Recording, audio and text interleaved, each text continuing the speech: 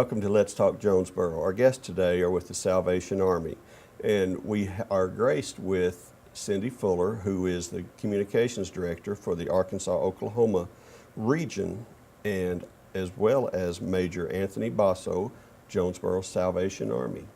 Welcome to Let's Talk. Thank you for having us here today. Thank you. Cindy, can you tell us a little bit about the Salvation Army mission? The Salvation Army's mission is to meet human needs in His name without discrimination and to serve all of those that are less fortunate that come through our doors. And tell me some of the different ways in which you do that. We help people that come through our doors. Sometimes they need utility assistance. Sometimes their children are hungry and they just need a box of food. Sometimes, and for unknown reasons, and a variety of reasons, they need a place to stay. So we have a family room at our shelter, and we also have beds available for men and for women. Very nice. Major Baso, how long have you been in Jonesboro? I know you're new a little bit, relatively new to Jonesboro, and tell me in that time, what have you seen that is priority for Jonesboro? Well, my wife and I have been in Jonesboro for going on a year. We arrived last August on the 2nd, and so we're closing in on a year here.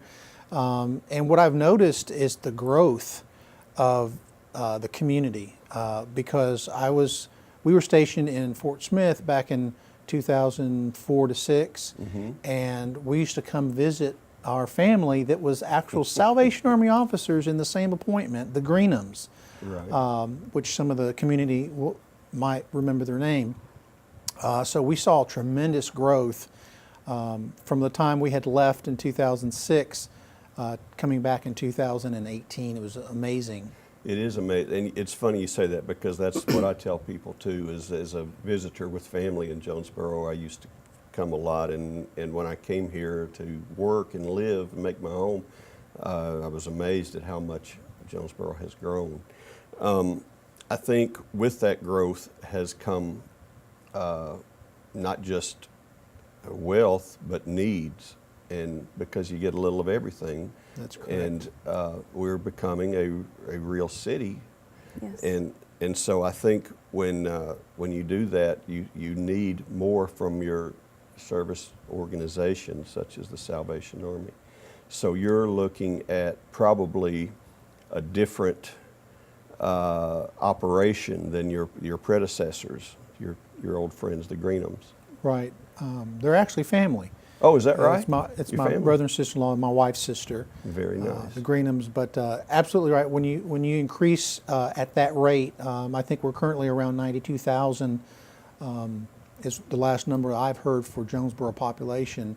The current shelter that we have and we operate 365 days a year was built in 1985, and as Cindy has already mentioned, we have 20 beds. We have 12 for men, 4 for the females, and then we have a family room that can also hold up to 4 people.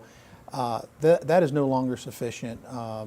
During the cold weather spell that we have during the wintertime, we actually have so many people that we have to use our church building right across the street, and we had our fellowship hall lined with cots, and we had just men on that side, and we had even some that were helping bring supervision, and they were staying in the Sunday school room. So, I mean, we have to do what we have to do in order to meet the needs at the time, and we are at a place where we definitely have to look at expanding our shelter services. Have you had to turn away people?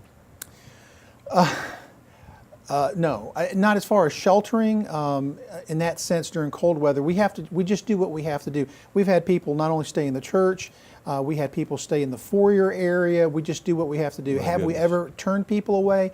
Yes, when we're at full capacity and the weather's decent or nice. But we never just say, sorry, we're full. What we do is we work with other, like in Paragould, there's a shelter. Place called, was it Blytheville? Is that Blytheville, yeah. Blytheville, and we just use the resources that we have within the community. Sometimes we have to put someone up in a local hotel or something like that, but we don't just You've Like- found a way to take care of people in need. Yes, we have. What type of rules and how do you know who is eligible? Will you just take anyone who walks up, or does they have to meet? Are there needs that have to be met?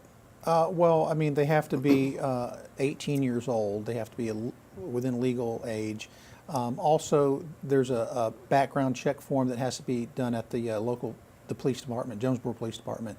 And once they pass that, then they're allowed to stay in the shelter. Especially in the day and age that we live now, we just have to make sure that they're not on the sex offenders registry and don't really have a violent background, because the most important part of the shelter is the safety of who we're putting up for the night. So that's the basic criteria. Very nice. And how long can someone stay at the shelter? Well, we give them 14 days, which is the typical amount of time. Some only need 3 or 4 days, sometimes a week. But actually the most important thing is that they see the caseworker within 1 or 2 days. We try to do it within 24 hours, but we try to get them to see the caseworker so that they can be evaluated. What is the action plan? What are your goals? What do you need to be successful in getting out of homelessness and be self-sufficient? That could take a little while. So much like our hub, our Helping Underserved Belong mission in the city, you are trying to make sure they're not homeless when they leave. Absolutely. We try to get them connected. I mean, there's different needs, of course, but sometimes it's just finding a job. Sometimes it's increasing their knowledge in a certain field, so they go for job training. Sometimes it's just finding the right clothes to do an interview. So we help with all of that. And Cindy, I'm sorry, go ahead. It's providing hope. Yeah, that's great. That's a wonderful, succinct statement. Now tell us, we've got Anthony and his wife. Your wife's name is? Sharon. Sharon. And she's a major too. Okay, that's my question. What is the significance of having majors? We've got 2 majors here. What is the significance of that?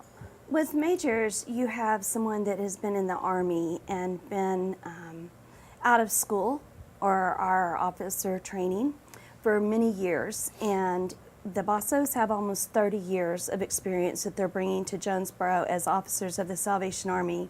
So they have seen small corps, they've seen large corps, they've been in a variety of communities and understand to come in and to partner with people like at the city and other nonprofit organizations so that together we can meet the need of those that are homeless and hopefully get them from being homeless and to have a home and to become self-sufficient.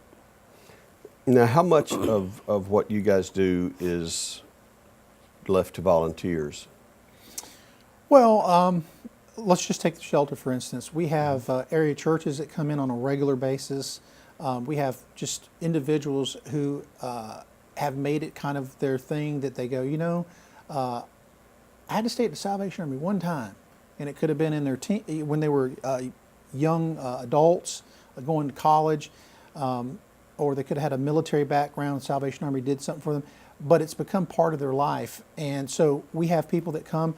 Sometimes they bring food, sometimes they cook the food there, or they serve. We have Sunday school classes, different churches, families at, say, Thanksgiving or Christmas time. They'll come and they're like, we've been doing this for 25, 30 years.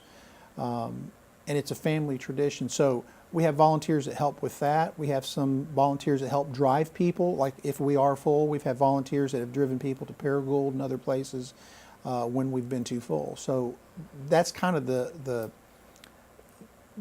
spread of how our volunteers have helped the Salvation Army. And Jonesboro. Great. And you've been, like, as you said, you've been in Jonesboro not a long time, but long enough to survey the lay of the land and see the growth. What do you see are the most profound needs for the Salvation Army in Jonesboro? Well, for the Salvation Army, what we need is we actually need we need the support of the community. The Salvation Army has been here a very, very long time, but the continued support of the community, because beyond the dollars, and that's always an important thing, beyond the dollars, just having the support and the trust of the community Again, the Salvation Army's been here a long time. If anyone ever wanted to just stop by and say, I want to see what you do, we welcome that. And they can come to 800 Kate Avenue, and we will walk them through, give them a little tour of what we have, and show them what we need as far as volunteer hours, where their money that they're donating, how that goes to work for the Salvation Army and the community. Now, you've talked about the need for more beds. Do you have expansion plans? We do. The Salvation Army has a local board made up of all, just people that have been born and raised here. They're business people, different backgrounds. We have a property committee that has just literally breaking ground on committee work to get all the information. One of the first things we want to do is we want to set up a meeting with the mayor to talk about the city planning, what are the ideas and dreams of the community here in Jonesboro, and how can we make the Salvation Army an important part of that planning. So yes, we have plans right now to expand our shelter. We don't know to what extent we can do that, but we are going to be doing that, whether it's an extra 20 beds, 30 beds, and just bringing some renovation to the current building. But all the options are on the table to that. We may be able to expand on that property, move our property or move the shelter to other property that we have across the street. It's kind of going to be up to our local board and property committee to help us decide that with the mayor's help. Very nice. Now, Cindy, you go to places all around Arkansas and Oklahoma. Yes. And now you go during emergencies. Jonesboro is not currently in an emergency, so you are here to help establish something. Tell us about your role. Well, my goal is to come and work with the majors to help create positive community awareness for the Salvation Army, and to meet local volunteers and people in the community that might have the expertise of the community and how you communicate to each other. For instance, the Let's Talk Jonesboro is a great opportunity for us to be here today and to meet and work side by side with people from your community to help create awareness for the Salvation Army. And should a disaster happen, I switch into the role of public information officer, and I come and I support our incident command teams. Very nice. Whenever I meet people in the service community who dedicate their lives to it, I want to know what motivated them, and I think you have an interesting story. Yes, how my family came to know the Salvation Army, it goes way back to 1963. That was 3 years before I was born. I was about to say, you're not that old. I was born in '66, so Okay. I'm 29 and holding. All right. But there was a single mother with 4 children living in a small trailer, and that was very hard because she had lived a fairly good life being a professional circus performer, making very good money, Wow. living a certain Wow. type lifestyle, as you could probably imagine, of the largest circus in the world at that time, which was Ringling Brothers, My goodness. Barnum and Bailey Circus. And it was Christmas Eve, and at that time, she was about to tell her 4 children why there were no toys under the Christmas tree.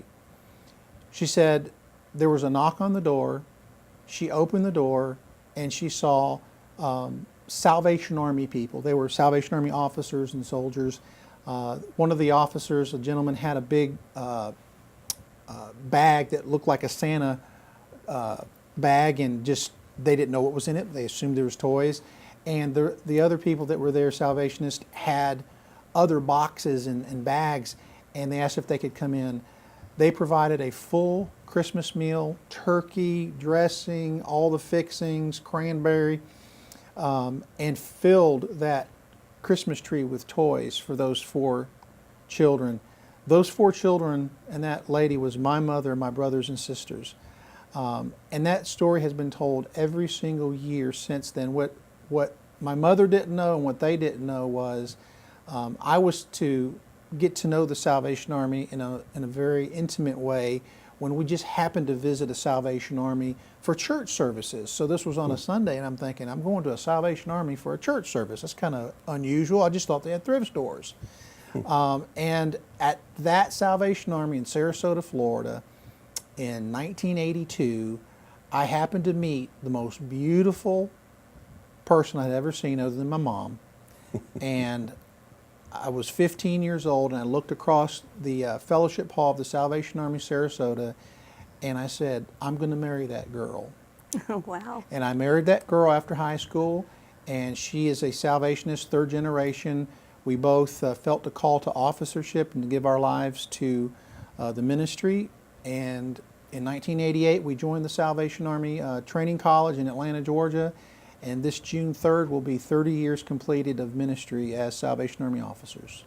That's a fabulous story. The Majors Baso, go by and visit them when you get a chance at the Salvation Army. The address again? 800 Kate Avenue. 800 Kate Avenue, right down the street. Well, Major Baso and Cindy, thank you for taking the time to visit with us on Let's Talk. Thank you. It's greatly appreciated. Thank you for having us. God bless you.